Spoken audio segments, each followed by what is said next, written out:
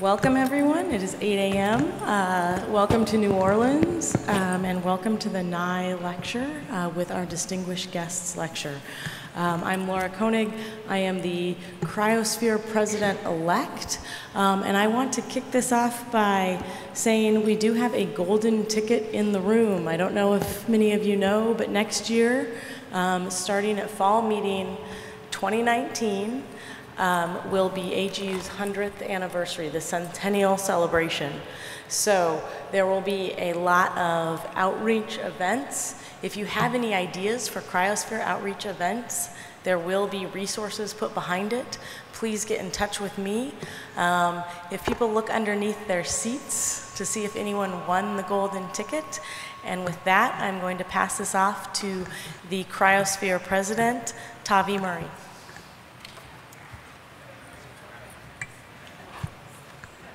Good morning, everyone. It's a great pleasure to introduce our NIE lecturer for 2017.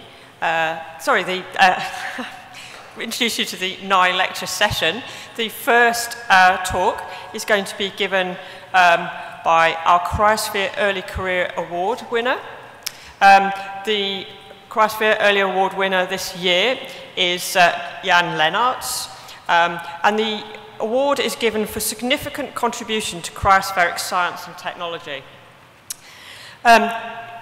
When Jan was nominated for this award, he was cited for his meticulous, diligent and diverse efforts in modelling that have led to massive improvements in understanding the surface mass balance of the ice sheets.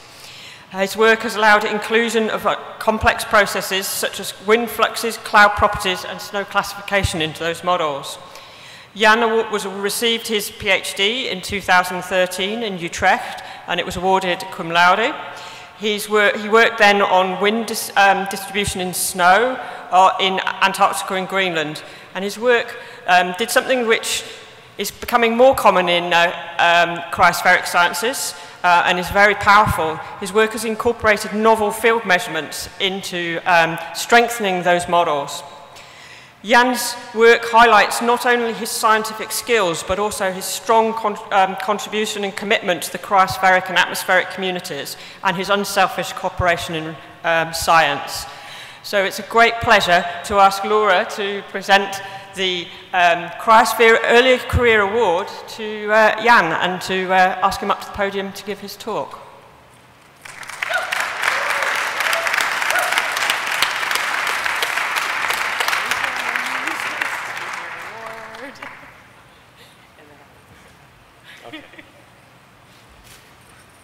Thanks so much, and thanks for being here at 8 a.m.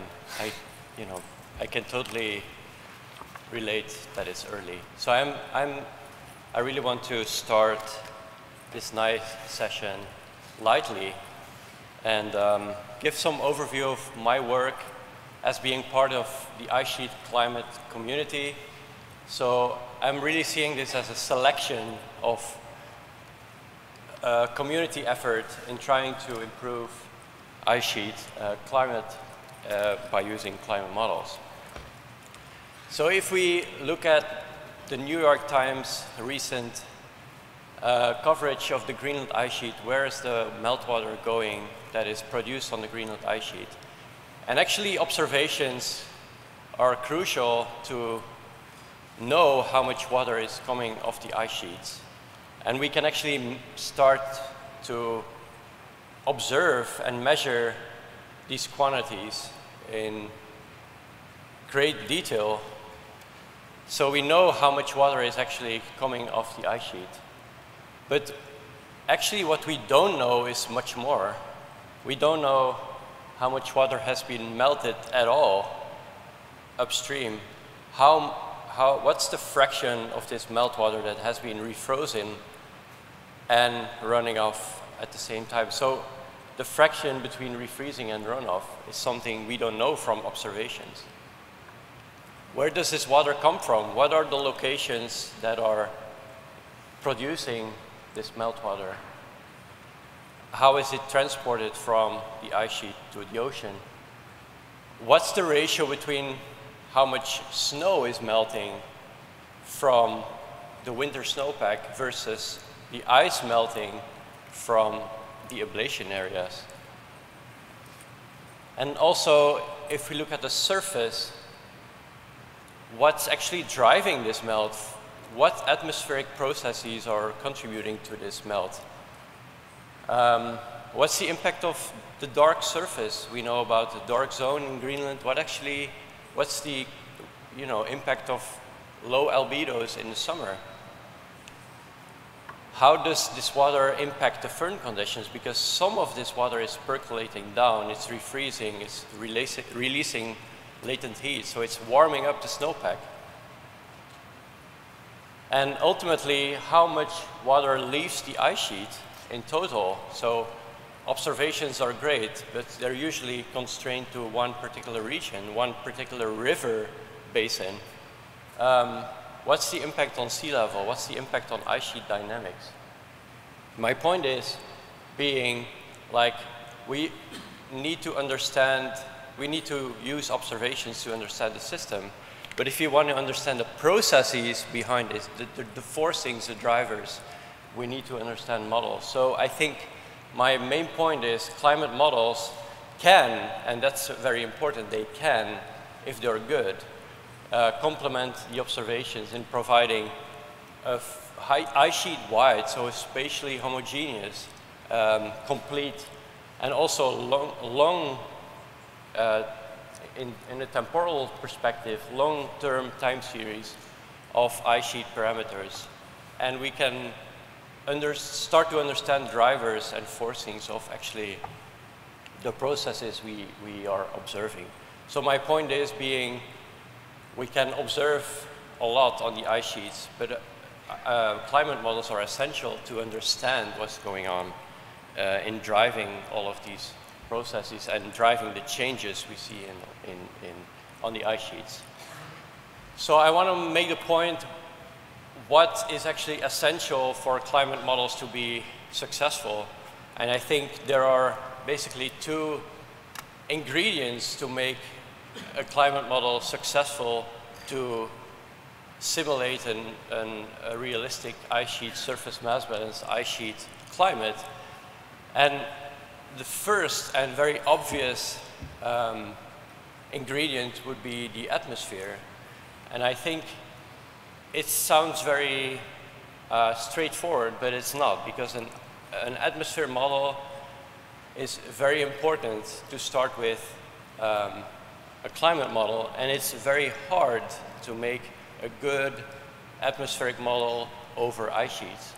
So we need a good atmospheric model. We need an atmospheric model that can reproduce all the parameters I'm giving there, and these are not inclusive. So one example I'm giving here is how we can improve an atmospheric model inside a coupled climate model by using observations. On the left, you see the liquid water path from observations, from satellite observations. So this is the vertically integrated amount of liquid water in the atmosphere, in clouds. And you can see in the middle how an atmosphere model looks like over Greenland in a liquid water path perspective. You can see there's almost no liquid water path in the atmosphere model. And that's important because it drives a lot of the precipitation, but also the radiative balance at the surface. So we're trying to use the observations that you can see on the left to improve what you can see in the middle to get to what you can see at the right. So this is important because you can see here in this figure that it drives a lot of the downward long wave radiation from the atmosphere towards the surface. And that's important because it drives surface melt, and surface melt is important for, of course, for surface mass balance. So my point is we need a good atmosphere model to start with. And then we need another component, which is the snow and firn model.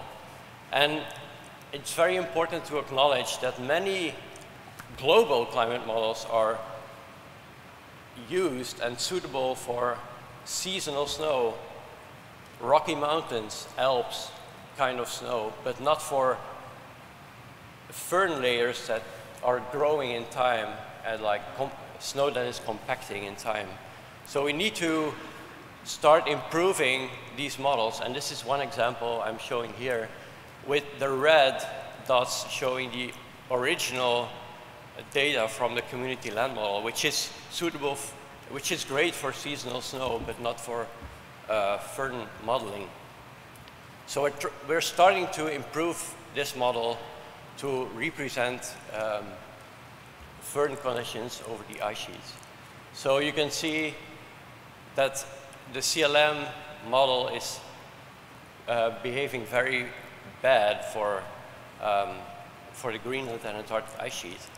But what we do now is we're trying to include processes like dry snow compaction, wind-induced snow compaction, and you can see on the right here an example of snow surface snow density.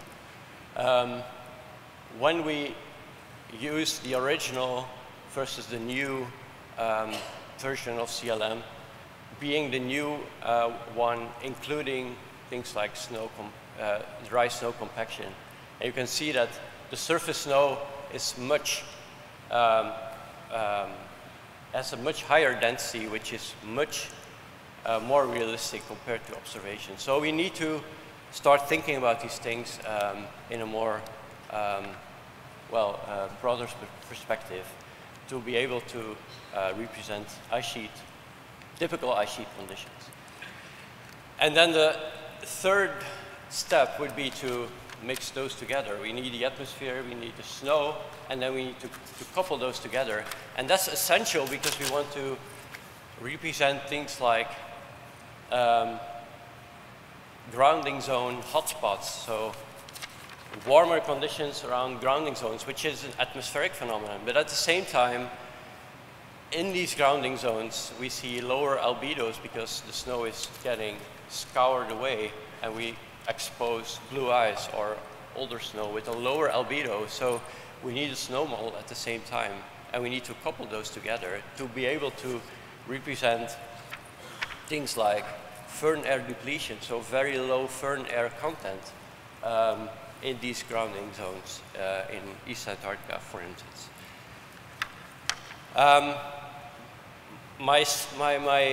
This is making the point that we still need observations, evidently, and we need good observations, and we need a lot of them to improve our model. And this is showing us a comparison of the community Earth system model over Antarctica on the left with the surface mass balance versus elevation in the observations in red and the model in black. So we use these observations to improve our model, and we can use the same model to look at a long time series, and that's great about global climate models. Regional climate models usually have a very limited time series. Global climate models have long time series. So we can look at variability in the system. We can look at how snowfall varies in space and time on ice sheets, and this is basically showing a a comparison between a regional climate model and a global climate model on the right here, showing co-variability in between basins on Antarctica, showing that the regional and the global climate model show very similar variability in space and time. So my point being, we need observations as well as regional climate models to improve our global climate models. My next point being that global climate models are great because they have these long time series usually, and they can provide ensembles because they're made by these computing centers, big climate model centers. So they have computing power to generate long time series as well as ensembles. And I think ensembles would be, are great and would be great to start to be using in the glaciological community as well, because they provide a measure for the intrinsic or natural variability in the climate system. And I want to just show an example here of two pairs of climate model ensembles that have, essentially, they use the same model, but they use a different forcing. And by using the same model, but a different forcing, and using ensembles in two, with the two separate forcings, we can actually separate the signal from the forcing, from the natural variability being the noise. And that's great, because then we can actually start attributing things to what we see on the ice sheets. So here I want to show the example of stratospheric ozone depletion on Antarctic snowfall, and using two ensembles of the CESM model. So just to wrap up, to summarize what we've seen with ozone depletion, is like we have seen the ozone hole appearing until the Montreal Protocol came up. And then we see a slow recovery of the ozone hole afterwards. But it will still take like 50 or 60 more years to completely recover the ozone hole. And what we saw in the ensembles is basically, we use these two ensembles, we look at snowfall on the Antarctic ice sheet, and prior to the ozone depletion to happen, we saw that these two ensembles basically match very well, and that's because nothing is really different in terms of the forcing. But then the ozone depletion starts, and we can see the evolving ozone being the ozone depletion starting, seeing this increase in Antarctic snowfall while the other one stays basically constant, which means that the stratospheric ozone depletion basically enhances Antarctic snowfall. And it's basically a summer signal. So we only see the impact in the summer, and that makes sense because the stratospheric ozone is manifested in the spring, and the summer signal is really evident, but the other parts of the year are really not seeing this signal at all. So this is a direct influence of the stratospheric ozone depletion. And actually, if you look at how much this is in terms of mass integrated over the Antarctic ice sheet, it's actually around 40 gigatons in the period 1986 to 2005, increasing to 51 in 1991 to 2005. If you compare that with the mass loss, and this is SMB minus discharge, so this is the actual mass loss, the signal is approximately the same, which means that actually the Antarctic ice sheet mass loss would have been double if we wouldn't have Antarctic ozone, if we wouldn't have stratospheric ozone depletion. My point being that we don't really know what's going on with the snowfall, and it's very tricky to use a constant forcing for your ice sheet model. We need to think about how to force the ice sheet models with a realistic SMB and snowfall forcing. So we need to start understanding what's going on with the snowfall, with the trends, and we need to include that in our ice sheet models. My last point, the ozone depletion signal in some regions on Antarctica is actually looking very similar to what we have actually observed.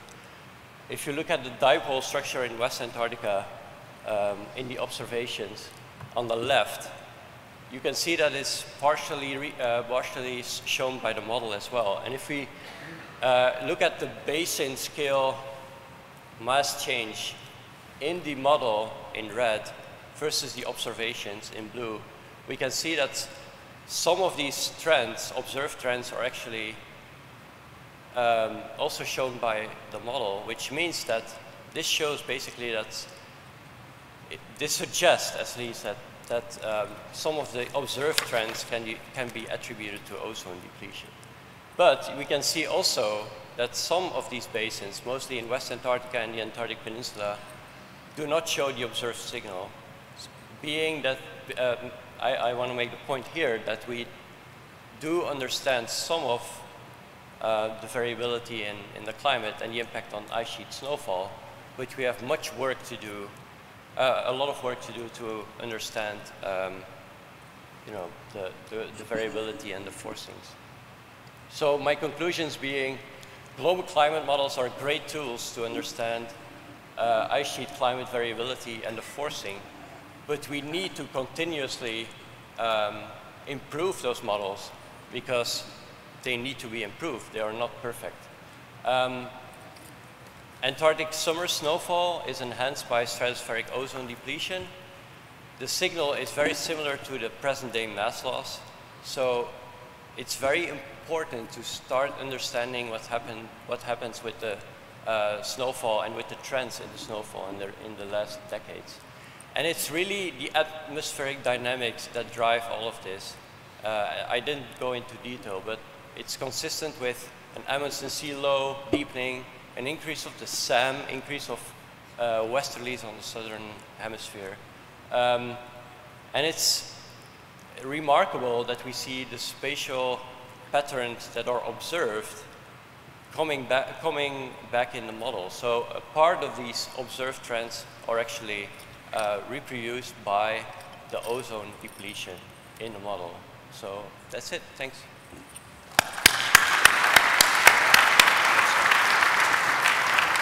Thank you very much for that fantastic presentation, Jan. We're going to have to move on to the next speaker. For those who've come in, welcome to the NI lecture presentations. We use these sessions also to highlight some of our new fellows, and it's a great pleasure to introduce Julie Brigham-Grette, who became a fellow of AGU in 2016. Julie is from the University of Massachusetts, and she was cited for fundamental contributions in understanding Arctic paleo environments and for unstinting efforts on behalf of the Arctic science community. Good morning, and thanks very much. I enjoy this opportunity to share with you some hypotheses that we're trying to test, and that is that super interglacials in the Arctic are related to the collapse of the West Antarctic ice sheet, and this happened many, many times throughout the Pleistocene.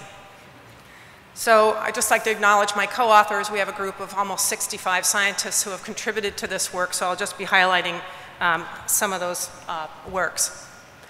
So in 2009, we drilled the El-Gagikkin meteorite crater in central Chukotka. This is a meteorite impact that hit 3.6 million years ago, created a basin that's 18 kilometers across, and the lake today is 12 kilometers across and 175 meters deep. We were able to drill a continuous record back to 3.6 million, and it's revealed for us a lot of the history of the Arctic that was really not known before. So if we look at the global Lenaerts stack, we can see that this crater captures most of this record. And one of the things that we're interested in particular, is why do we have normal interglacials and why do we have what appear to be super interglacials in this record? Why are some interglacials exceptionally warmer? And today, with carbon dioxide in the atmosphere, we're actually probably creating another super interglacial. The chronology is based largely on the paleomagnetic timescale. I won't go into that today. It's been well published. There's a little bit of minor tuning in parts of the record, but for the most part, the paleomagnetic record shows most of this time scale quite accurately. So we have these super interglacials. I've shown them a little bit theoretically with dots across the top of the Lenaerts curve, going here from, let's see if I can show that. Yeah, from about 5 million down here to today.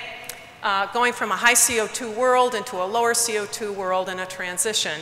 And again, if you look at the pictures here in the bottom, here's a super interglacial at the lake, and here is what we think is a normal glacial. So what I'd like to contrast those two situations. We recognize 5 sediment facies in the core, and I'm only going to talk about the facies C today. This is what we call our super interglacial. It's very red, it's laminated. It's always associated with high biogenic silica, and it often occurs with pollen records that indicate that forest conditions came back around surrounding the lake. And that's not like other what we call normal interglacials. Now, if we look at the distribution of these super interglacials, and I'm showing them here at the bottom in these little red boxes that go along the bottom of the record here, These are the facies, the sediment facies that have the super interglacial characteristics. And you can see that they're they're rather random looking. And the other thing I want you to point out is there's almost 17 of these in the 41K world and only 2 in the 100K world. So this fascinated me for years, thinking, how come? What's going on? What's special about these super interglacials? And what's driving a super interglacial as opposed to a regular glacial? Now, years ago, 35 years ago, I mapped very high shorelines on the north coast of Alaska. And all those years, I thought something had to have melted. Why are these shorelines so high? Of course, we have dynamic topography in GIA today, but there was also, something had to melt. So we started to look at marine records. This top record is a Lesecki-Ramo curve, just for reference. The middle one is a Elkanone temperature record from the North Atlantic, and the bottom one here is Herbert's compilation of tropical sea surface temperatures. And again, at the bottom, you see the frequency of the super interglacials. Whoops. Okay, and my main point here is that if you look at the sea surface temperatures, there's nothing really remarkable about the super interglacials. They don't really stick out in the surface temperature records. Now, Kronos Zadakis just recently published a paper here suggesting that interglacial, the energy max at many interglacials is what drives deglaciation, and I've taken his figure and just circled the super interglacials. And my point here is that his mechanism still does not provide a unique way of us understanding why super interglacials occur when they do. So I want to take us now to familiar turf for many of you, and that is to Antarctica. Now, in 2009, Naish and others published a paper looking at the Andril record, which used sediment facies to indicate the loss of a West Antarctic ice sheet with a diatomaceous ooze, transitioning into subshelf muds and glacial diamect. And so this stack, which shows up here, gave us an indication of the frequency of which the West Antarctic ice sheet may not have existed in this area. So if I flip that around, and on the bottom now I have the Andril record. This is going back to about 2.8, whoops, that's not supposed to happen. Okay, let me try that again. I may have to keep pushing it, but then you won't forget it. So these yellow diatomaceous oozes down here are coinciding with a lot of periodicity here in the early part of the Pleistocene when we have our super interglacials. And right here is our best match, stage 31. There's a paleomagnetic reversal up there. That's around 1.1 million. And again, that matches very well with the time of deglaciation of the West Antarctic ice sheet, according to Andril. But there's lots of these. And because of unconformities in the Andril record, I can't match them up exactly. But there's enough of a smoking gun here to suggest that, in fact, they may, in fact, be correlated. The frequency of super interglacials in the north are correlated with the deglaciation of the West Antarctic ice sheet in the south. Now, we published a paper recently looking particularly at stage 31 because that was well known around Antarctica as being quite warm. And what we found here, this curve here in blue is a biomarker generated temperature curve through stage 31, but it also goes 32 and 33. And what we saw was that stage 32 was a pretty wimpy glacial. There wasn't much expression to it. And this also coincided with a time when there was a lot less IRD around Antarctica. So we proposed that this was a 50,000-year long super interglacial that hadn't been recognized before. And you can see here, these little red dots here showing other marine records from around the world that also show that stage 32 was pretty wimpy. Wasn't much to it, so we proposed that 31, 32, and 33 were actually an exceptionally long interglacial. So this is one of our super interglacials. And of course, Rob DeCanto and many others had shown that in stage 31, the West Antarctic ice sheet had collapsed and had this kind of configuration. So, but there's lots of these. So what is driving each one of these events? This is the question that we had. So I went to Raj Rajaduri. He's the second author on this paper. He's one of our PhD students, just recently finished. And I said to Raj was really focused on looking at the Ramo and Hyber's hypotheses of this 41 versus 100K world. And so he's very deeply entrenched in the Milankovitch language. I said, hey, Raj, take a look and see what's common among these different records. And so in red you see here, these red stripes coming down are the superinterglacials. And what he noticed was, in fact, here's the red superinterglacials here, and above here is eccentricity.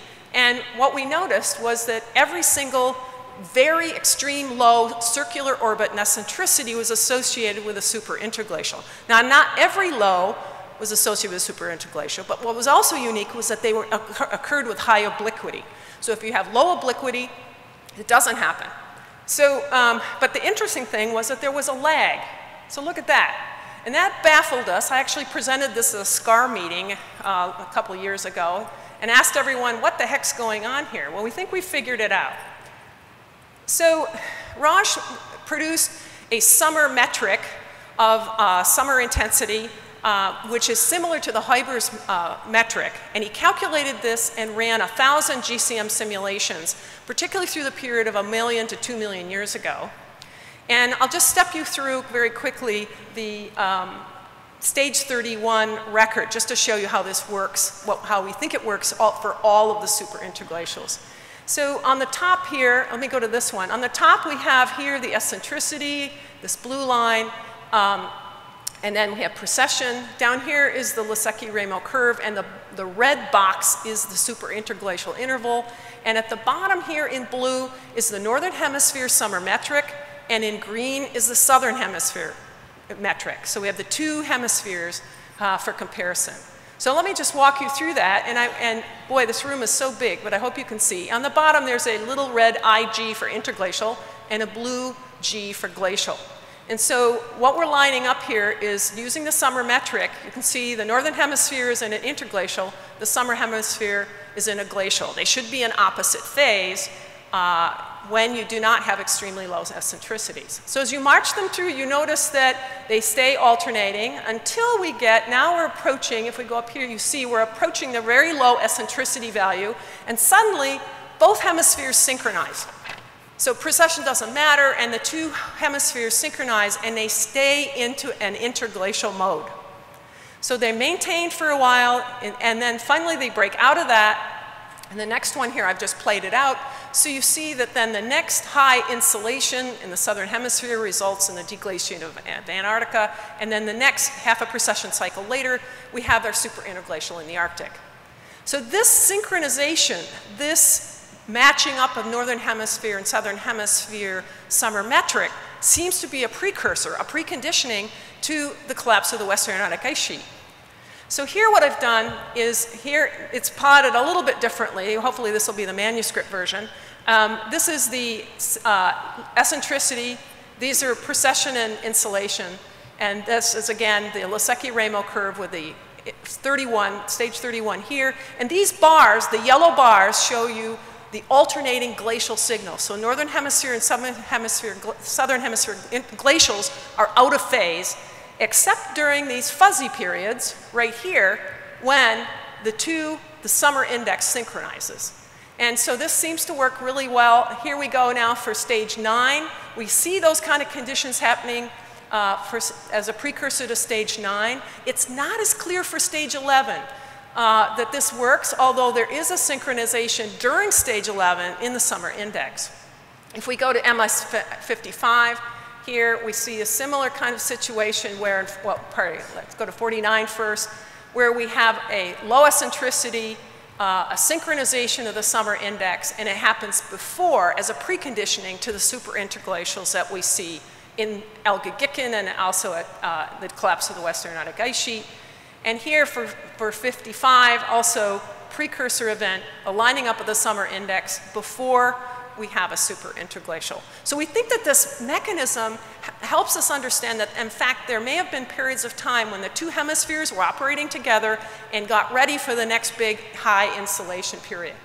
So as I step through, we have this extremely high insulated summer insolation that drives the interglacial, creates a superinterglacial. And so we have maybe a Milankovitch force mechanism which gives us a sense of the sensitivity of the ice sheets to this kind of forcing. So, this is our hypothesis that low eccentricity can lead to extended interglacial sessions, that prolonged glacials can collapse the West Antarctic ice sheet. And we have some mechanisms for that, but I also want to point out, we have some questions about what Greenland was doing too. If you look here in our record, this is our summer temperature record from the lake, stage 11, stage 31. We're dramatically warmer than stage 5e. We pretty much agree Greenland was smaller, maybe it didn't exist at all, and we now have going on in the literature trying to find the Goldilocks scenarios for when Greenland deglaciated. So we might now look at the frequency of superinterglacials to try to understand when Greenland may have been more susceptible. So we're relying on that community to help us understand what was the history of the Greenland ice sheet. So if you haven't heard enough about Lake Elgegikon, I invite you to see one paper this afternoon by Isla Castaneda, who's showing an 800,000 year, our Epocha of the North temperature record from Lake Elgegikon. And also later on Thursday morning, a paper by Helen Habak, which also will extract the various proxies. And with that, thank you very much for inviting me to this session.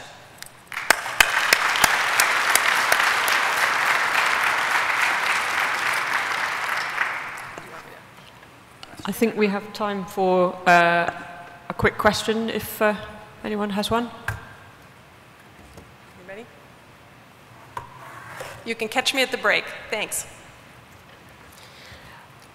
Okay, then we'll move on. We continue to honour fellows from last year, 2016, and our next talk is by Steve Warren from the University of Washington. He was cited for seminal contributions to the understanding of radiative forcing of snow, ice and clouds and their role in the climate system. Okay. Yeah, well, this is my short title, and the longer title is Studying Green and Blue Icebergs of Marine Ice to Learn About Basal Processes on Ice Shelves. There were a lot of talks yesterday about the interaction of the ocean with ice shelves, and I'm going to propose that we can get some relevant information by studying icebergs. My co-workers are Petra Heil, Mel Fitzpatrick, Colin Ressler, and Rich Brandt. So we're all familiar with what icebergs look like. They're almost white with a slight hint of blue, but occasionally there have been reports over the years of green icebergs. Probably the most famous is from Coleridge, Rime of the Ancient Mariner, but green icebergs came into the scientific literature first in 1933 with this paper by Wardy and Kemp. They were icebergs of a very deep green color, and other reports of green icebergs emphasized how dark they were. Sometimes they were not even noticed to be green and called black icebergs. And you see some of them were reported to be stripes within whiter parts of the iceberg, and I'll talk about the stripes later on. So my opportunity to experience green icebergs came when I was invited, my student Rich Brandt and I were invited by Ian Allison to join an Australian expedition into the Antarctic sea ice zone, and our mission was to measure the albedos of different types of sea ice. And we were in the region of the Amory ice shelf. The Australian expeditions have two stations maintained on both sides of the Amory ice shelf, Davis Station and Mawson Station, and the residents of those stations very commonly see these green icebergs. They call them jade bergs. Then we docked for 2 days near Mawson Station and had the opportunity to go look at this iceberg that was nearby. From a distance, it looked like at least part of it was green, although a lot of it's hidden by snow. And when we get closer, we see on the left there's some bubbly blue ice, but then there's some green ice that is quite dark, appears not to have bubbles. And our interpretation, if you remove the snow, is that indeed it's a composite iceberg. The left half is bubbly blue-white ice, ordinary glacier ice, and the right is clear green ice. So we climbed up onto that iceberg and made some measurements on the green part. This is not very green, but you can see the contrast of the green of the ice to the blue of the sky. what was most amazing about this iceberg is not its color, but rather its clarity. There were these cracks that would allow you to judge how deeply you can see into the ice, and it was very deep, many meters. So apparently there were essentially no bubbles in this ice. Drilling a core sample and measuring the oxygen isotopes made it clear that this was not from snow. This ice came from freezing of liquid water. Its delta value was that of ocean water. So we made the connection to the a report from Vin Morgan earlier that he had taken an ice core through or partly through the Amory ice shelf and showed that the delta value went from -20 to -40, and then down at about 270 meters increased to about 0, indicating that at the bottom, the core didn't go all the way to the bottom of the ice, but from buoyancy, about 1/3 of the ice shelf consisted of frozen seawater. And then there was also this little glitch that you can see that we'll talk about later. So what's going on? Both freezing and melting occur at the base of ice shelves, and with melting dominating. And where the ocean water freezes to the base of an ice shelf, it's called marine ice. And the Amory is particularly suitable for this freezing of seawater because its grounding line is so deep. It's 2,400 meters, and so the ocean water comes in, and its freezing temperature at that pressure at 2,400 meters is -3.7, and the ocean water will melt enough of the ice to cool itself down to that temperature, and then as the water flows up under the ice ceiling, it comes to lower pressure, finds itself supercooled, and so fragile ice crystals form in the water column, and they float up and accrete to the base. And as they're floating up, they can scavenge particles in the water. And then at the front of the ice shelf where icebergs form, then the iceberg is going to consist of, it's going to be a composite iceberg. The upper part, glacier ice, and the lower part, marine ice. And the marine ice is hidden from view unless the iceberg is small enough, and then it can capsize, and you might see both types of ice in the iceberg. And Helen Fricker showed that where this marine ice is on the Amory ice shelf is on the western part of the ice shelf, and a lot of it does reach the calving front. We measured the spectral reflectance of this ice and showed that as a function of wavelength, it peaked between 500 and 520 nanometers in the green, whereas pure ice pure bubbly ice would peak at a shorter wavelength in the blue. So what can shift the wavelength of the maximum reflectance is what would shift the wavelength of minimum absorption. So these are absorption coefficients. Pure ice has a minimum in the blue and increases toward the red, whereas impurities that might be in the ice, dissolved organics can have absorption strong in the ultraviolet and the blue. Adding them to ice will shift the minimum over toward the green, over to longer wavelength. Other thing that can do this is iron oxide minerals across the visible spectrum from 400 to 700 nanometers. Their absorption coefficient also decreases with wavelength. We did find dissolved organic carbon in the ice, but not particles, so we boldly claimed that green icebergs are formed by freezing of organic-rich seawater to the base of Antarctic ice shelves. But we now know that iron minerals also contribute. We were not the first to propose an origin for green icebergs. A group from Alfred Wegener Institute had previously sampled a green iceberg, and they concluded that it had originated from basal freezing to an ice shelf, and we confirmed that conclusion. Then 8 years later, another sea ice expedition, we discovered that marine ice is not always green. It must be almost pure ice.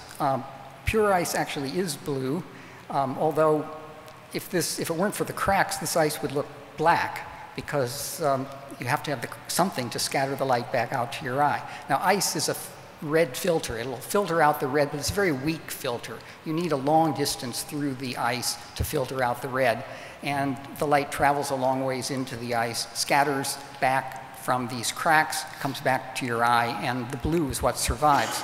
And in contrast, there's the snow in the foreground, which consists of small particles, so the light quickly gets turned around, refracting through the small ice grains, and both the red and the blue survive, so snow is white. And then ordinary icebergs of bubbly glacier ice are intermediate. They're bluish white. And that's actually what you see on the left side of this picture. There's the bubbly blue glacier ice, whereas most of this picture is the marine ice. And then walking around the iceberg, you see the boundary region from the glacier ice on the left and the frozen seawater, the marine ice on the right. Climbing up, climbing up onto the iceberg, we then measured the spectral albedo. And this iceberg actually consisted of several different types of ice. There was not just the blue ice, but also there was green ice and even yellow-green ice. And their spectral albedo, this is albedo as a function of wavelength. For the bubbly blue glacier ice, it's the brightest. Then there's the clear blue marine ice, and then the clear green marine ice at a longer wavelength, and then there was some yellow-green ice with even longer wavelength peak. So to summarize the colors, pure ice is blue, organic matter and iron oxides absorb blue and ultraviolet, shifting the absorption minimum to longer wavelength. Or more simply, if the source water is blue, the ice will be blue. If the source water is green, the ice will be green. And then some of these icebergs have stripes. Now, this iceberg is mostly glacier ice, but it does have some stripes of frozen seawater. And the reason, or how these would form, it would be tension cracks at the grounding line from basal crevasses that would then, seawater would then flood up into them and freeze. And this is Vin Morgan's interpretation of what happened that caused this spike in his oxygen isotope profile, that he was drilling through the ice shelf and happened to intersect one of these basal crevasses that had seawater in it, then back into the glacier ice, and then finally into the basal ice. If you go onto the web, you can find plenty of pictures of striped icebergs. This one was from National Geographic.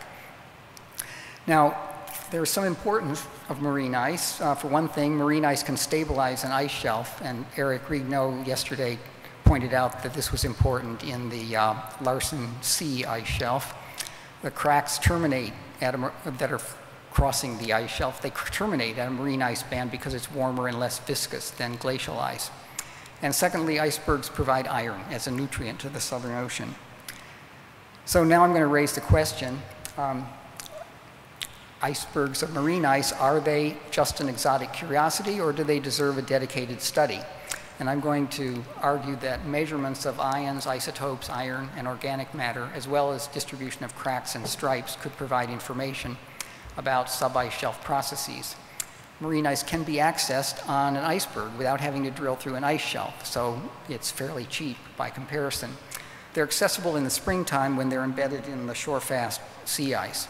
So some ideas for research on icebergs of marine ice. We could do an inventory of icebergs. Just looking out the airplane window is easy to notice this marine ice.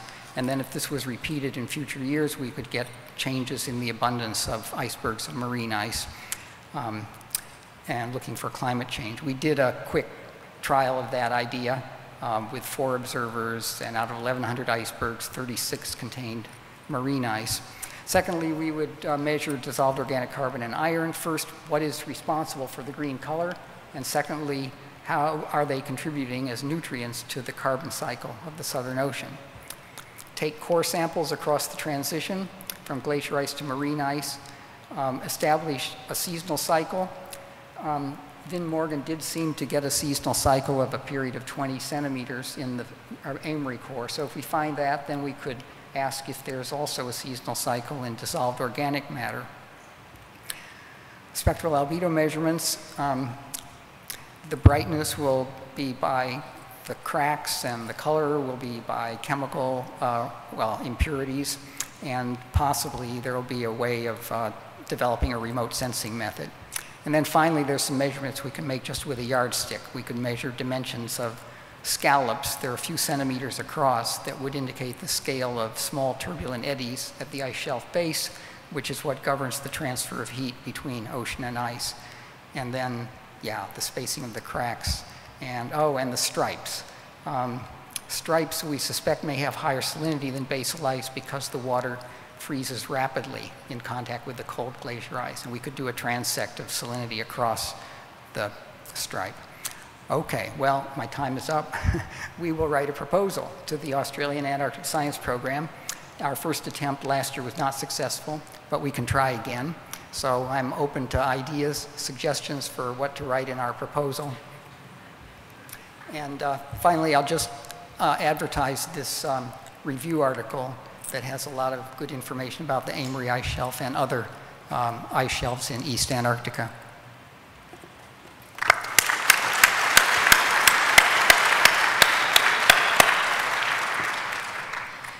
Thank you very much, Steve. I think we're going to move on again because we are sneaking an extra few moments into this series of presentations.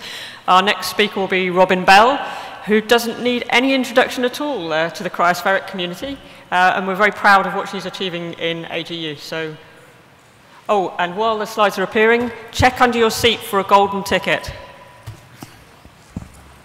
Right, the golden ticket is for a celebration of the AGU centennial, and it is worth prizes at the AGU booth. So at the student breakfast, they quickly ripped out 4 of them from under their seats. I found the label, you know, on the bottom of the seat, so I didn't get one. Anyway, wow, those were great talks. Thanks, guys.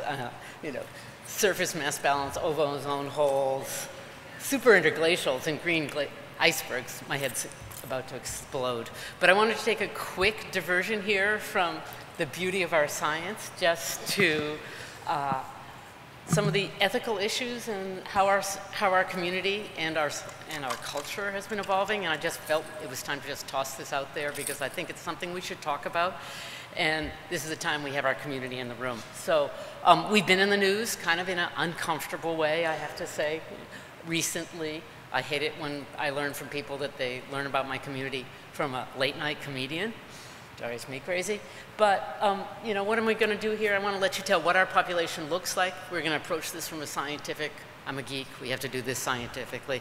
We're going to look at what our population looks like. We're going to look at what the issue for harassment is in our field. And we're going to talk about what we can do as a community in less than 5 minutes.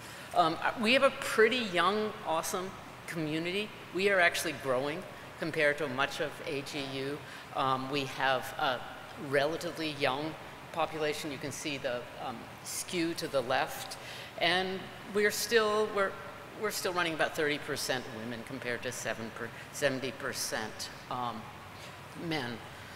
But we still have this unique opportunity that we are growing. So it's a chance for us to talk about how to do things better.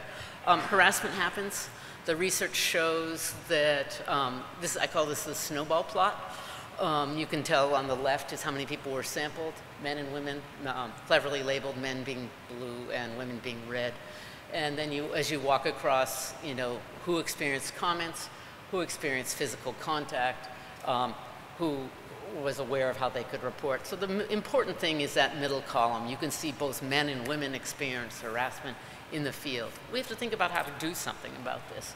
Again, looking at the data, women are more likely to, men are more likely to get harassed by peers and bullied by peers. It happens. It often makes field parties fall apart. scientific collaborations fall apart. Women are more likely to get harassed by superiors. So there's a gender difference in that. So something to think about. It happens. This paper was 2014. This is a persistent problem in our community. And what can we do? It's really time that we actually start talking about this. I spent a lot of time being trained on how to deal with bears in the field, and snowmobiles and crevasses, but I've never had a robust conversation about how to make sure that my field party is safe in sort of a cultural way, that we treat each other well, that we make sure that everybody has a good job, everybody has fair jobs, and we have a civil, equitable environment for the field work. So we know it's a problem. It's probably why we don't see as many women in our field. We've often sort of puzzled, why do we have this leaky pipeline? This data kind of suggests that maybe it is because we haven't addressed this cultural issue.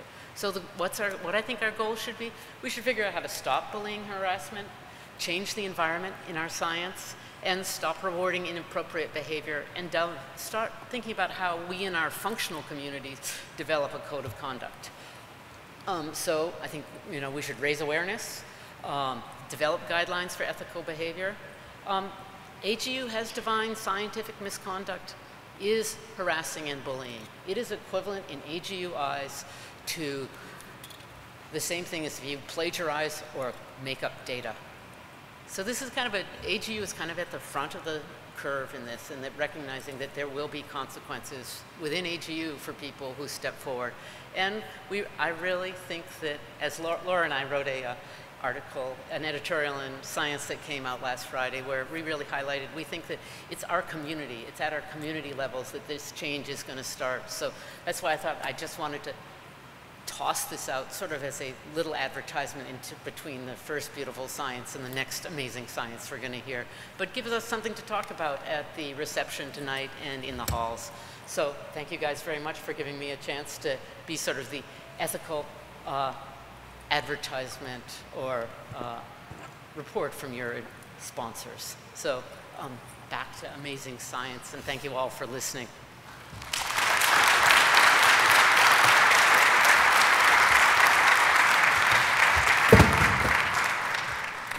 Okay, we're going to move forward now to the named lecture for the cryosphere section, as we will be after Christmas, the John F. Nye lecture. The Nye lecture is chosen to be somebody who is recognized for their outstanding contribution to cryosphere, but also their ability to communicate across a broad community, to communicate to the whole of the AGU community here at our meeting. Our 2017 Nye lecturer is Roger Bales.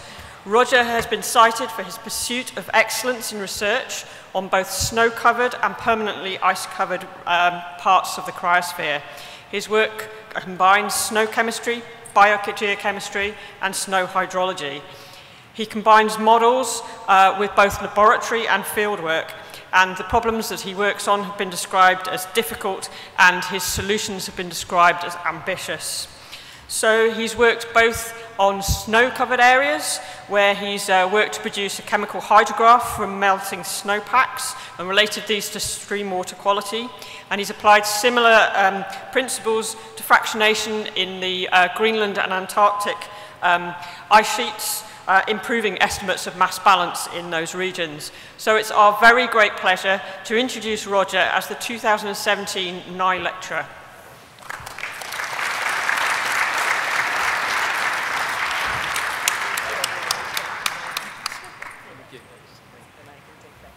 Sure.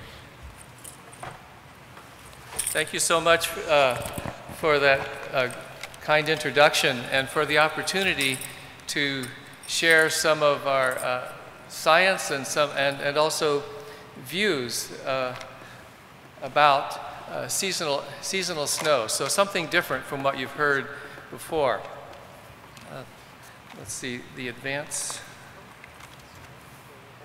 Oh, I need this, okay.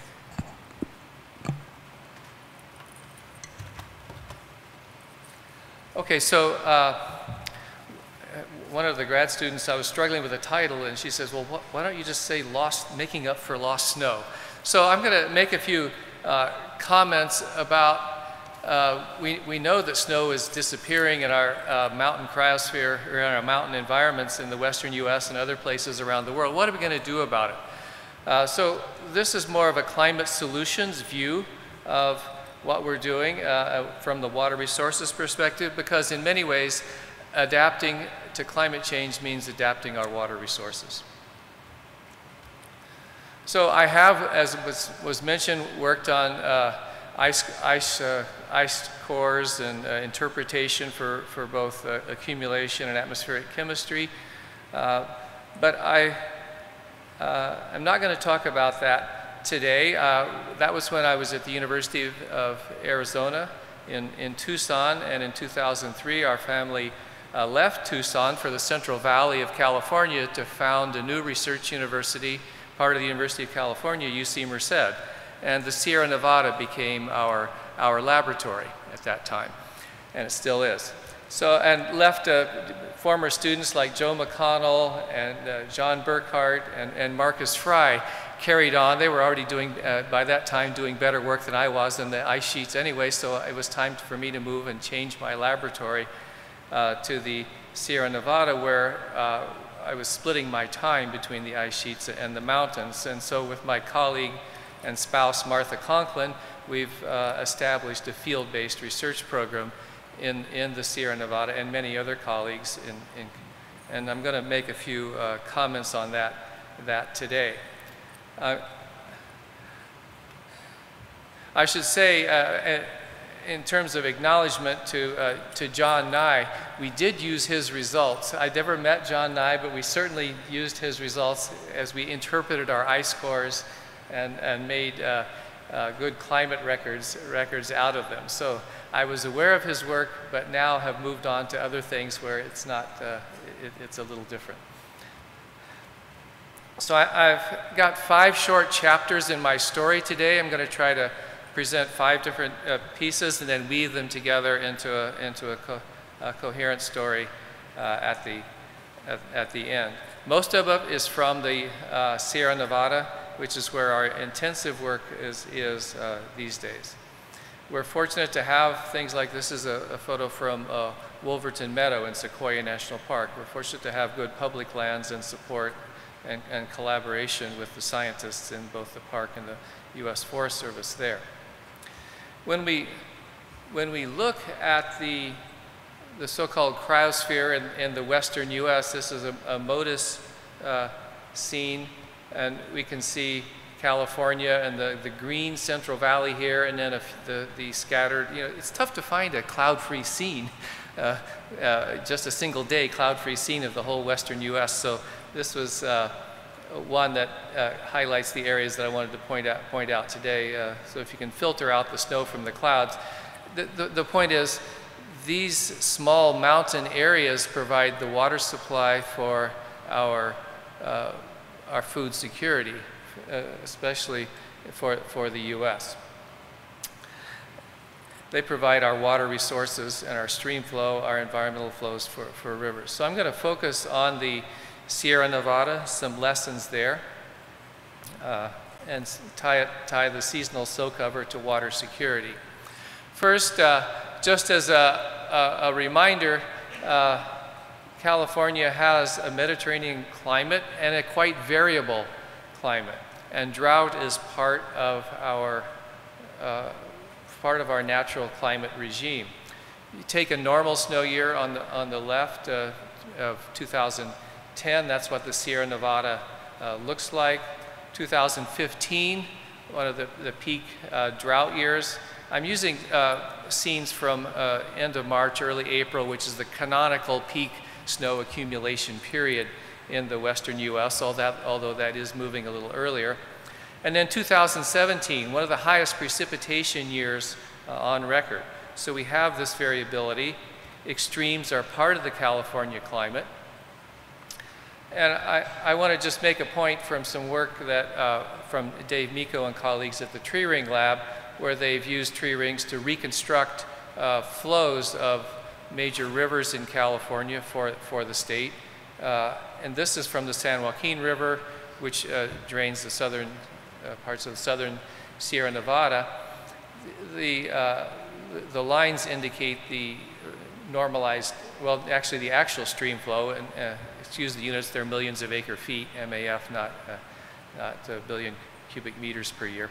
And the color markings show the below median periods that are at least 4 years long. So this recent drought that we had started in fall 2011 and then was broken in fall 2015 when we started getting a normal precipitation year. In terms of precipitation, that's normal for what we have experienced over the past millennium. So multi-year dry periods are part of our Mediterranean climate. When I show this to public audiences, they say, oh geez, I didn't realize that drought is normal. I thought it was something completely due to climate warming. Well, there is a climate warming signal here, just anecdotally comparing the last two heavy snow years. 2011 on the left was a very heavy snow year, and 2017 had actually more precipitation, but if you sort of squint, you can see that the snow line was a bit higher. The last several years have been anomalously warm, even compared to the last few decades. So yes, and I think this has been pointed out by multiple people that our recent drought, but even up post-drought, 2017, we're seeing snowline changes. My ballpark estimate, I haven't done the detailed analysis here, is that it's at least 100 meters, maybe up to 300 meters in places, higher snowline in 2017. So this is part of our lost snow. We had a lot of precipitation falling as rain instead of snow.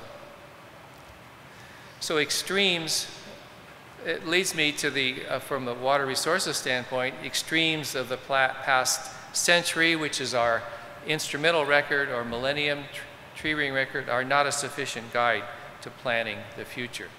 And one just science result from a recent paper, as you know, the giant sequoia trees are an iconic species of California national parks, particularly Sequoia Kings Canyon National Park, but also Yosemite.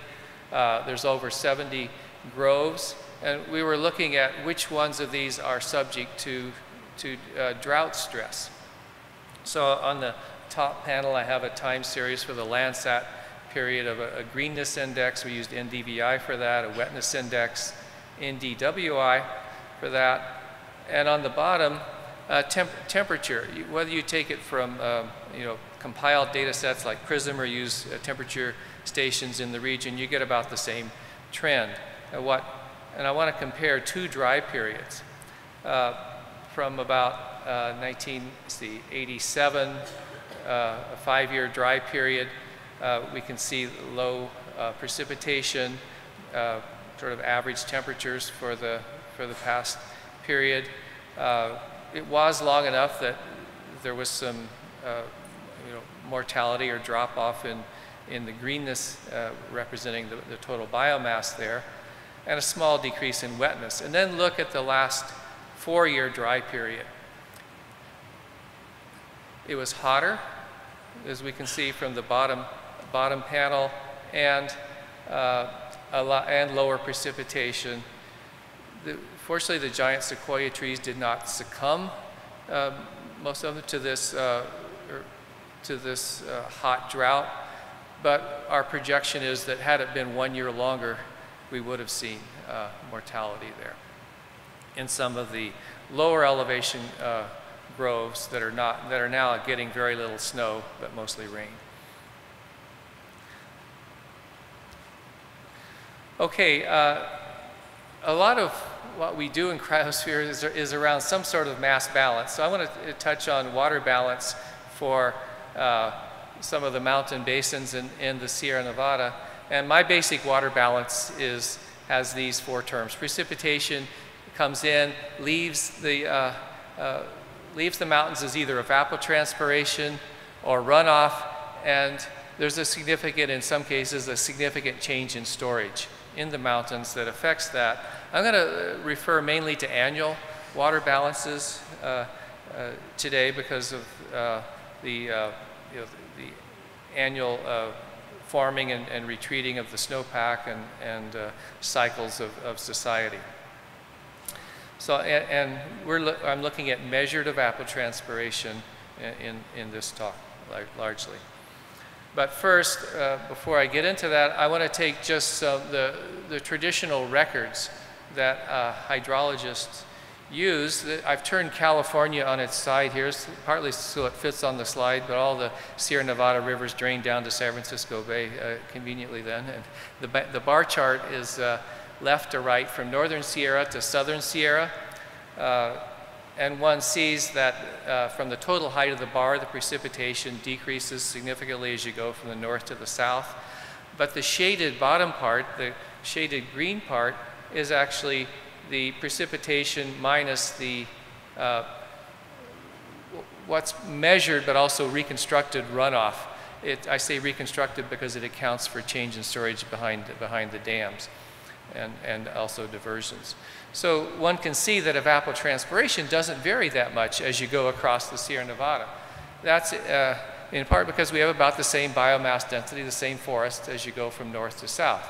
What does differ is the length of the growing season, so you see higher evapotranspiration for some of the lower elevation basins and lower evapotranspiration for some of the higher elevation basins. So I'm going to show some examples from the Kings River Basin, Kings and Cahuilla, which is where our Southern Sierra Critical Zone Observatory is located, a little bit from the Tuolumne, and also the American, where we've made also significant measurement infrastructure investments. And from a water resources standpoint, we're now talking in California about how do we manage evapotranspiration on a basin-wide basis, which is thus increase the demand for science for knowing the water balance in the mountains, because from a water resources standpoint, you either have evapotranspiration in the headwaters or you take the water down to the valley and grow food with it. And that's the trade-off that's being discussed these days. So going to the Kings River Basin, this is a Landsat false color image.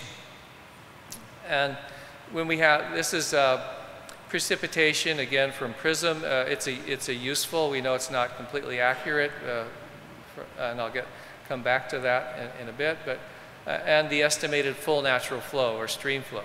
And so they are linearly related, and precipitation as snow is used as a predictor, or precipitation can be used as a predictor of stream flow. Once you have some estimate of future precipitation. But notice that it changes a little bit with high flows, but not that much in a single basin. So measuring snow to predict runoff, because I should say we don't actually measure precipitation in the mountains very well. There are very few stations at high elevation, so it has evolved over the past century to use measurements of snow to predict the full natural flow. So that is how much snow is on the ground, and most of the runoff comes from the higher elevations anyway. So there's traditionally manual measurements that are used for prediction of stream flow, and as you can see, over more than a century, the same technology has been used. A few decades ago, people started putting out snow pillows with automated measurements, and those usually have stream gauges with them too. But for field measurements like this, operationally, maintenance is always an issue. So you can expect only, not all of these systems to be reporting on an annual basis. So I'm told by my colleague and friend Danny Marks that the holy grail of snow hydrology is to be able to predict how much snow, answer the question of how much snow is out there and how much runoff is going to occur. And that, I think that's been the holy grail, if Danny's here, for about a century, hasn't it? And you know, we make incremental progress, we make a few step increases. You know, maybe we'll nail it by the time we get all rain in the mountains, and we'll have the answer of how much snow is out there. So predicting runoff from mountain watersheds, so just one short result. So spring snow measurements have traditionally been an index, a good index of seasonal runoff, measured at a few locations in the mountains. As I said, most runoff comes from higher elevations. And this graph on the right shows the bias in annual runoff estimates for the Kings River Basin. On average, we have a, probably as good as we can expect, less than a 10% bias, although a quarter of the time we have 15% or greater. You move up, and the Kings River is the highest elevation basin in the Sierra Nevada. It has, on its ridge is Mount Whitney, the tallest peak in the Sierra Nevada. I'm told Mount Whitney is getting higher, and I can attest to that because I climbed it with my daughter, and it was a lot harder than it was 35 years ago. So I think it is getting higher. But, oops, that's interesting. It went back to the beginning. I don't know what I hit, but just to continue. You move north to the American River Basin, where you get a little bit higher fraction of rain than snow, and it's just a little bit lower elevation. And the forecast skill is at the level that the water managers there consider it unacceptable. So we're still looking for better ways in many of these basins to predict how much runoff is going to occur, which has billion-dollar implications for the Central Valley and California economy on an annual basis. So, measuring snow. Let me just make a few comments about that, about some of the what we've done over the past decade in the mountains. It's my one of our field sites, and that photo is actually taken this year. So, fortunately, we put tall enough poles that nothing was buried at these particular sites, although I can't say that for all the sites. So, in the last 10 to 15 years, new mature technology has really become available for operational hydrology, and our research is moving it into operational hydrology. Blending data from satellites, aircraft, wireless sensor networks with advanced modeling tools. So although in the Sierra Nevada we still teach our students to use the traditional snow tube to measure the amount and density of the snow, we also teach them to develop wireless sensor networks. So let me make a few comments about that. Distributed sensor networks. So instead of just having a few index sites, we place sensors across the landscape, not on an XY grid, but more on a slope, aspect, elevation grid to help answer the question of how much snow is out there in the mountains on any given day. So this is the American River Basin. It shows 14 instrument clusters, each of which has about 10 snow sensors spread across the landscape. This has been in place 4 years now. Well, started 4 years ago.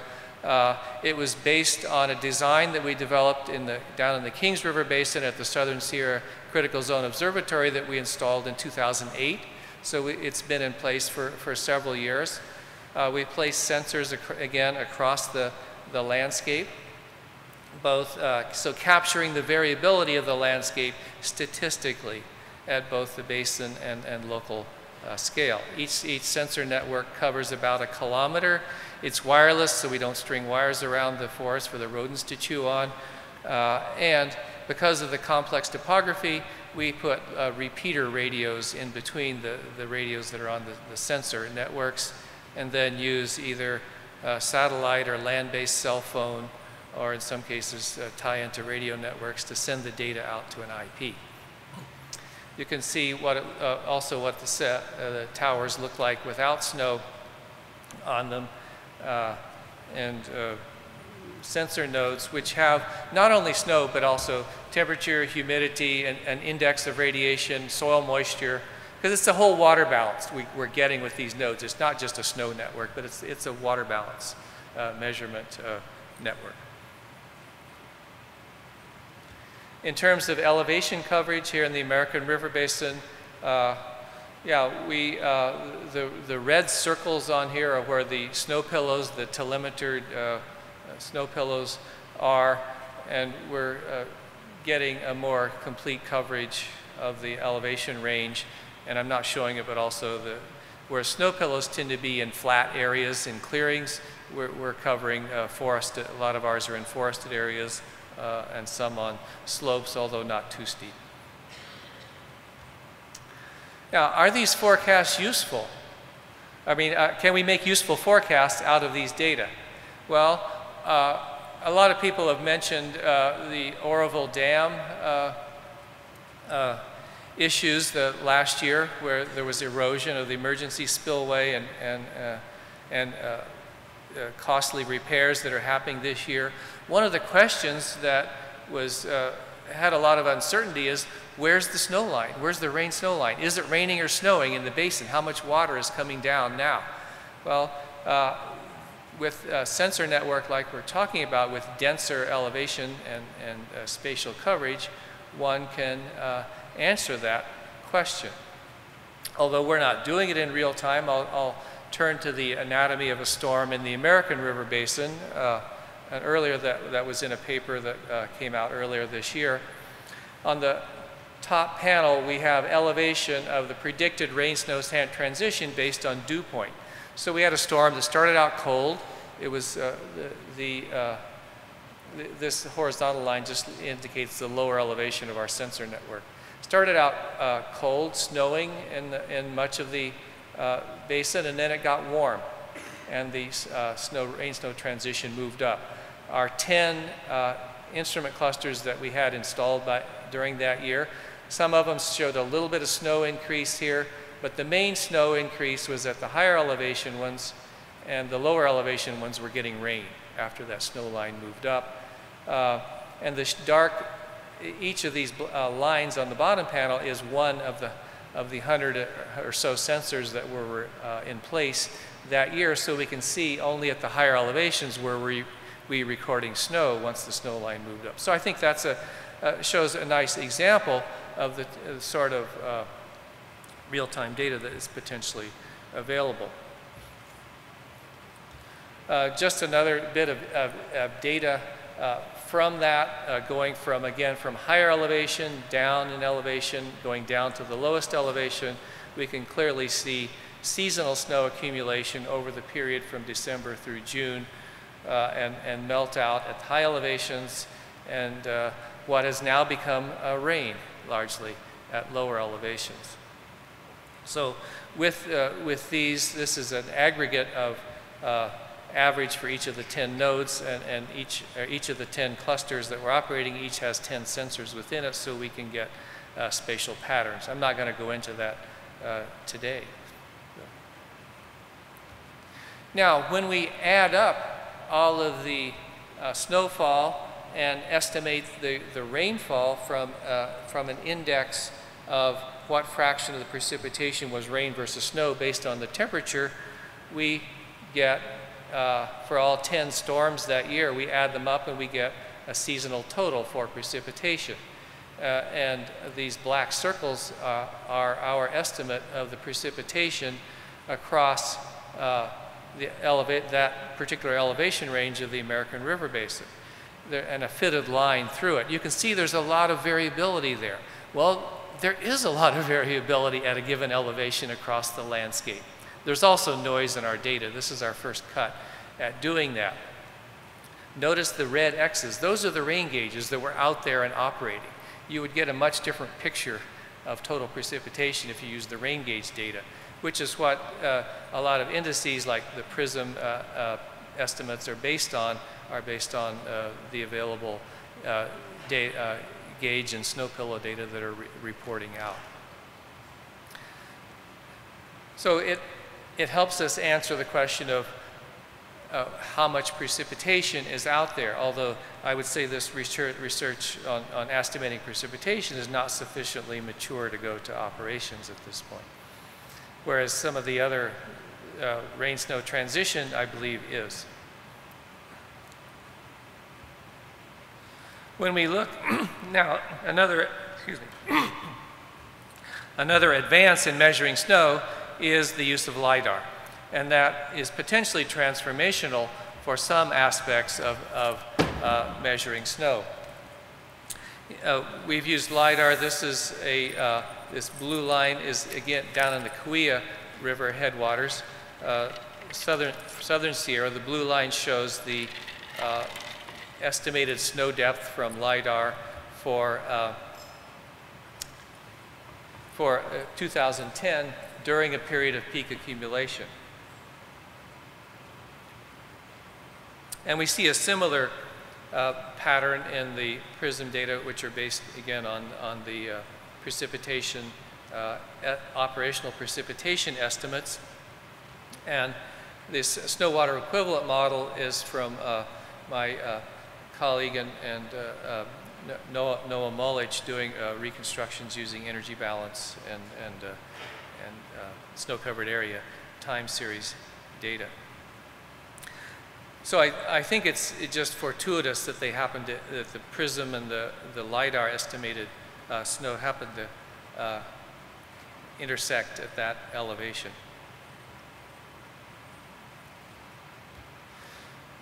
So I'll just say that blending this wireless sensor network and LIDAR is potentially more transformational because the wireless sensor network gives us continuous measurements.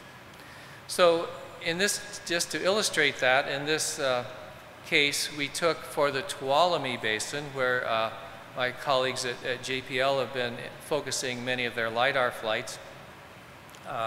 We took their estimate of a spatial snow water equivalent for 4 dates in 2016, and also their estimated snow pattern from 10 LIDAR flights in 2014, and simulated a wireless sensor network out of the 2016 data and reconstructed their 2016 data using 2014 data. So this, and we've used other prior estimates of snow pattern across the landscape also. So using a prior estimate of how much of the pattern of snow accumulation, even from a drought year, 2014, and then using strategically placed point estimates, you can largely simulate with relatively low mean absolute error the pattern of snow in the basin.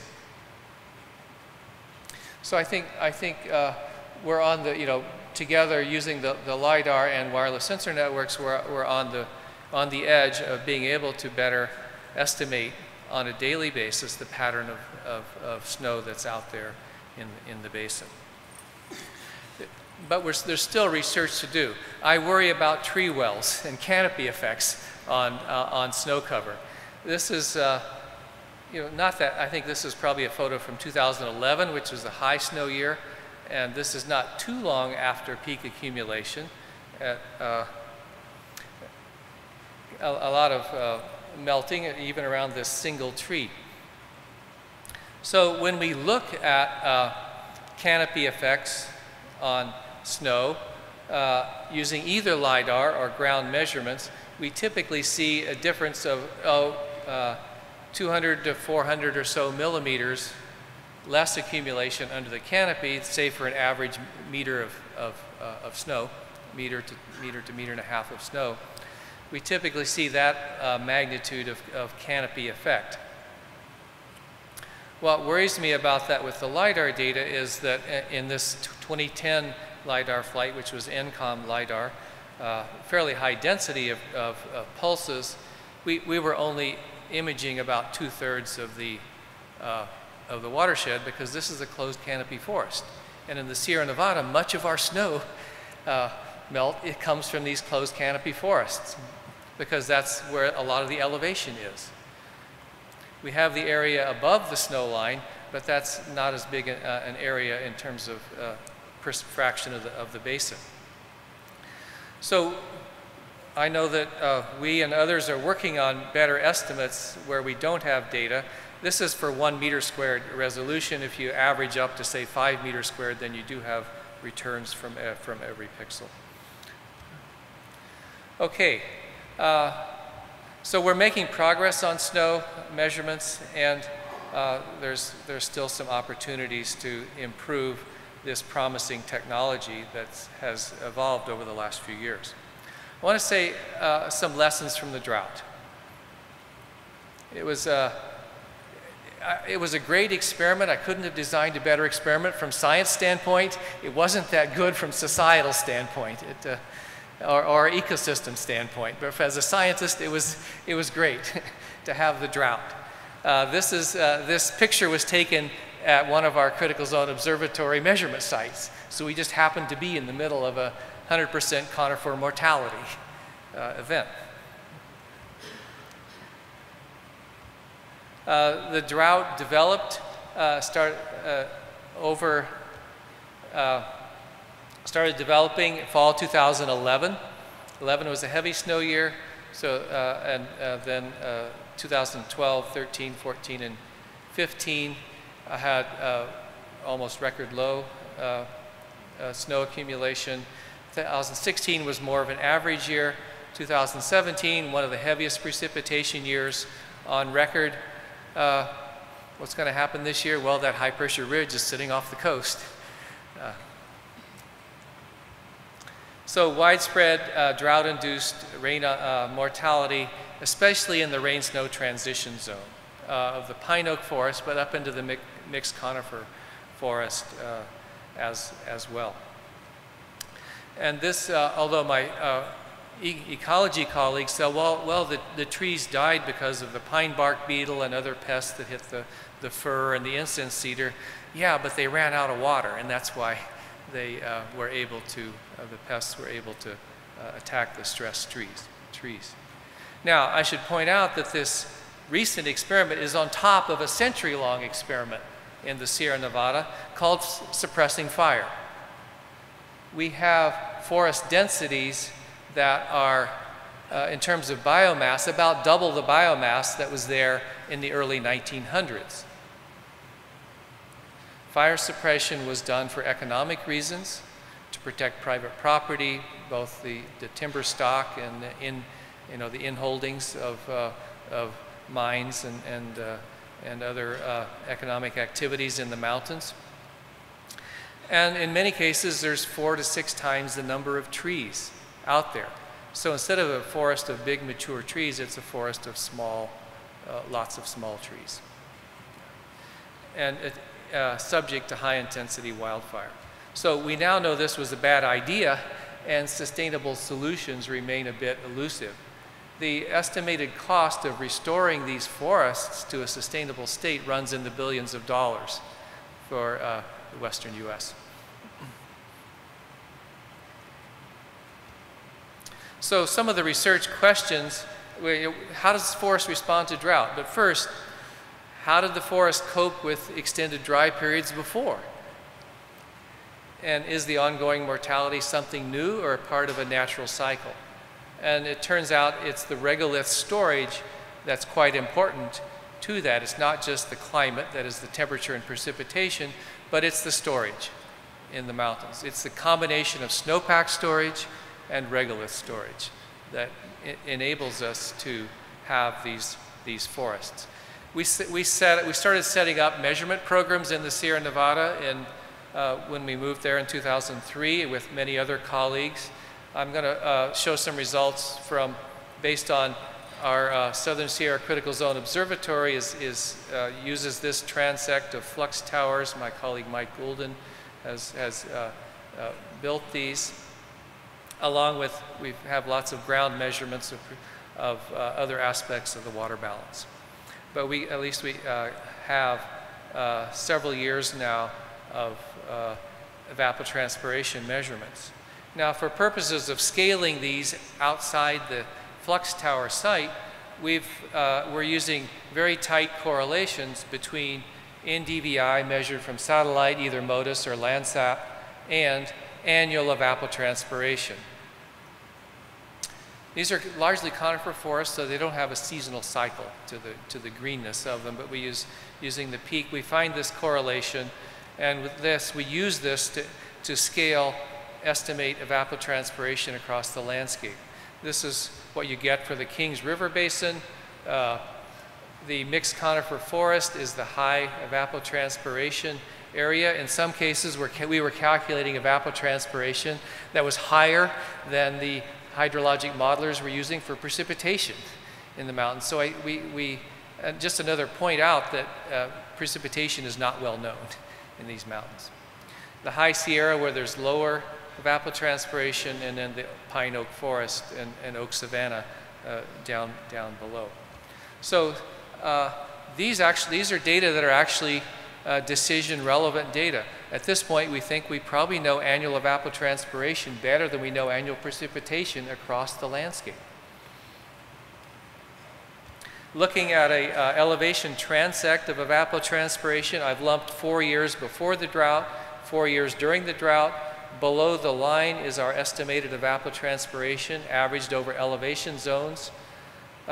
We can see that the peak is in here in the, say, 1,000 to 2,000 meter range. That's the happy zone for trees. Traditionally, it's been wet enough and not too cold. At the higher elevations, it's cold limited. And then the total height of the bar is precipitation, so the above the line is the runoff. Most of the runoff from the high elevation. Go to the drought years, the evapotranspiration doesn't drop off immediately. It did not drop off during these years. The red is the withdrawal from storage. So we estimate withdrawal from storage based on partitioning the precipitation and evapotranspiration across the landscape.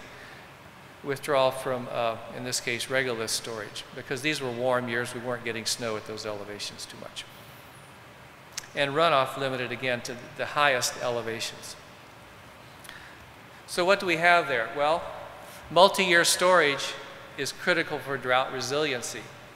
Even more so as we lose seasonal snowpacks, because the trees start using the regolith storage earlier in the year when you don't have the seasonal snowpack to replenish it into the spring.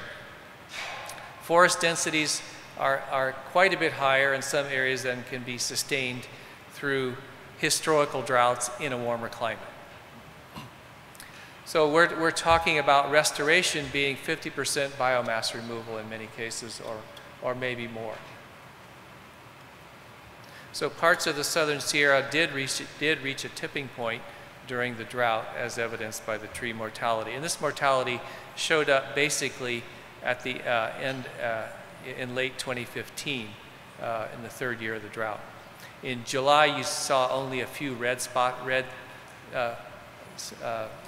patches out there, and it increased. So what do we do about it? The management response is to thin the forest. This is a thinning restoration that the Forest Service has done on experimental plots. They're moving to try to do this operationally.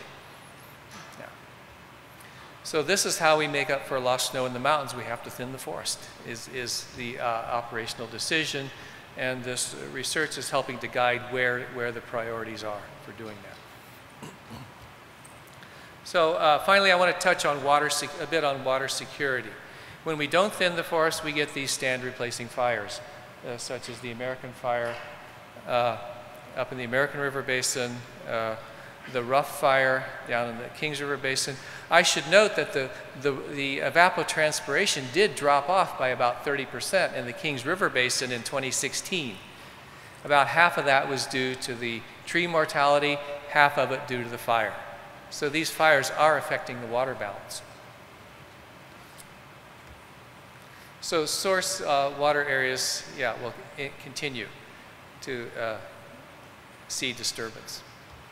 Now, when we think of water security, I need to give you a little history of California. This is a water-focused history of California you remember that gold was discovered in California in the mid 1850s and resulted in a lot of in-migration to the state. Water resources started being built up locally in a haphazard way in the decades that followed that. There started to be federal investments to build dams in the early part of the 20th century, first part of the 20th century.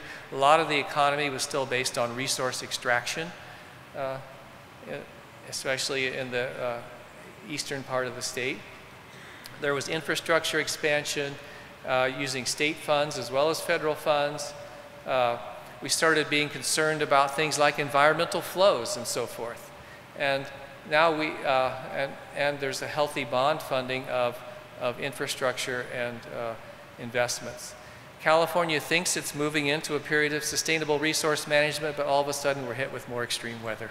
And we're having to rethink how we manage this infrastructure.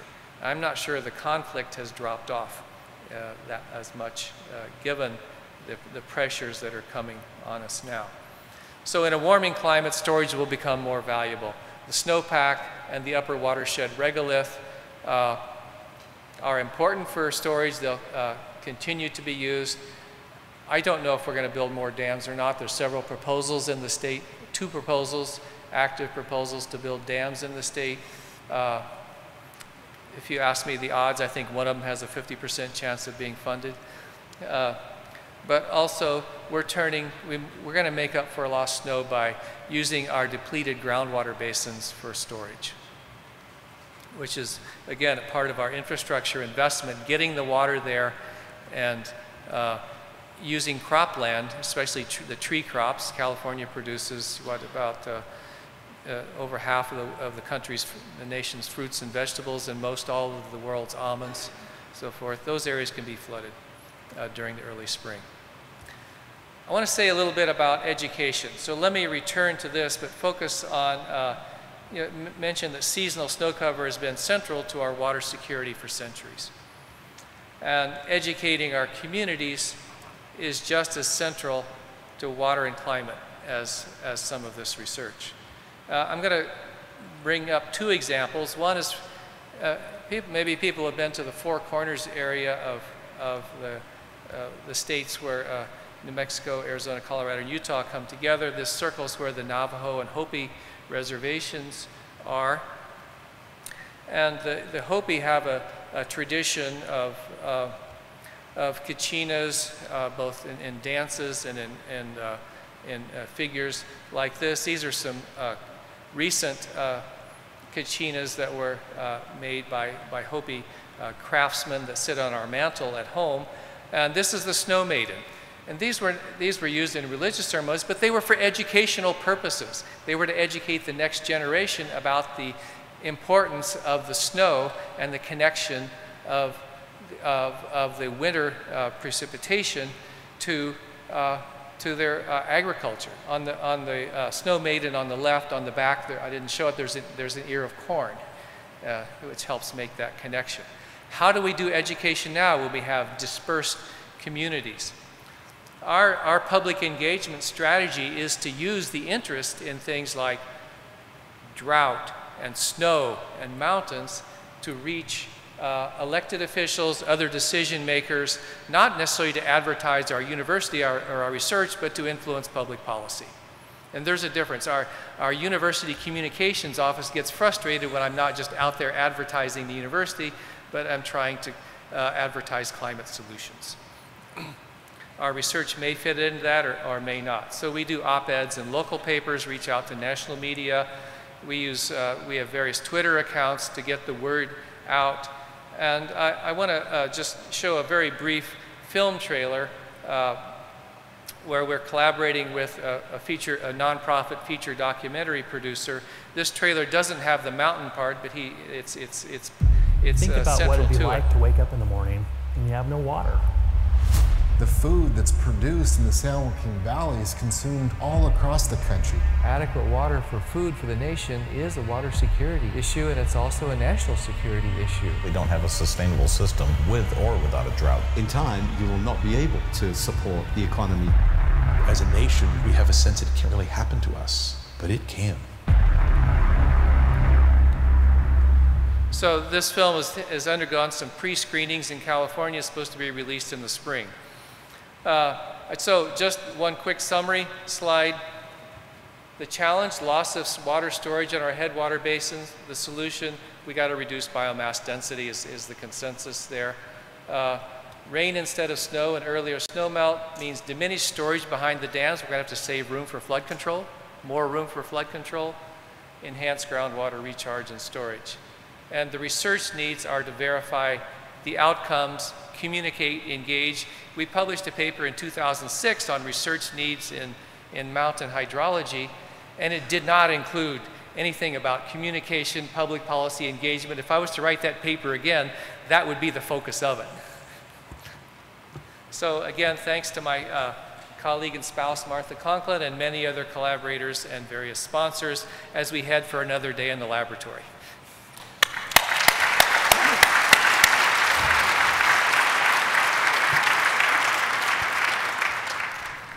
Well, thank you very much for that presentation that reminds us how important our science is to society.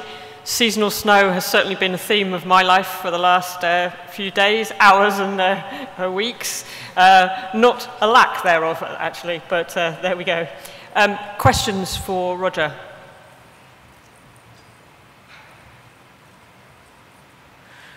We are, in fact, running a little bit behind time, so I think maybe people are running off for the sessions.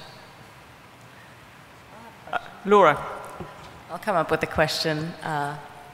From your experience, what do you think is the best way to measure precipitation currently? Strategically placed measurements of rain gauges and the snow sensors is what we're advocating right now. I know that they're expensive and it's a hard sell because operating agencies don't want to add to their labor pool. They'd rather contract with outside. So, you know, I see solutions being a combination of private and public sector. I don't think we're going to have the federal investments going forward. We're also working on bringing private sector investments to headwater management, because if you think the federal government is going to allocate the funds to restore these headwaters in the Sierra Nevada, you know, I've got some investments I'd like you to look at here. Yeah, so it's partnerships. Yeah, there's a question there. There's one over here on the right.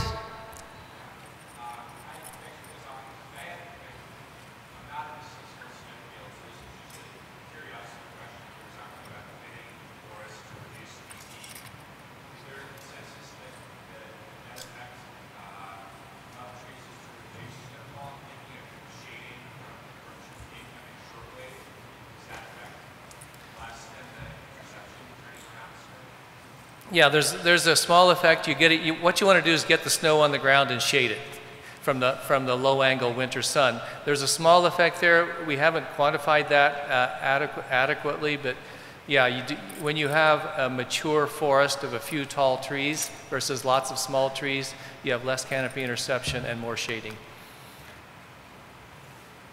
Yeah, I was just wondering, it was a great talk. Will you throw up the microphone right there? Does this work? Okay. Sorry, I was just wondering if any impacts on the negative effects of the carbon cycle by removing the tree biomass have been estimated, or if it's thought to be negligible? There's a huge impact. One of the largest carbon emissions in California are these high-intensity wildfires.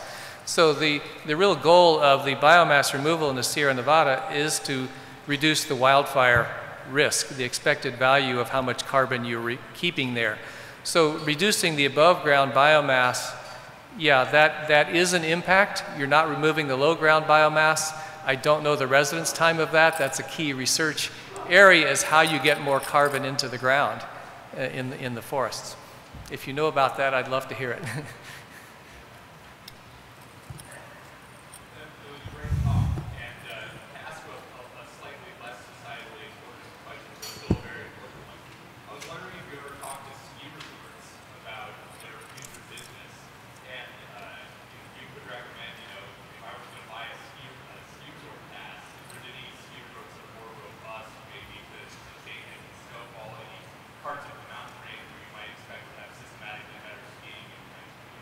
Yeah, I don't. I refer you to my colleague Jeff Dozier or Mark Williams, who do talk regularly to ski areas. I go to the ski area with the highest base, the highest base elevation. So I'm told right now Mammoth is cold enough that they can make snow and you can ski there. I wouldn't bet too much on some of the Tahoe resorts, though. I think we probably have to draw the session to a close there, but thank you very much again, Roger, and thank you to everyone in the audience. Laura's just going to remind us all about the cryosphere reception tonight. Just a quick announcement that the cryosphere reception tonight is at Mardi Gras World, so it will be harder to find your cryospheric colleagues. And for our early career before that, at 6:15, early career members can have early career, early open. That'll be in a conference room here. So if you're early career, please come to that event. Thank you. Thank you very much to everyone.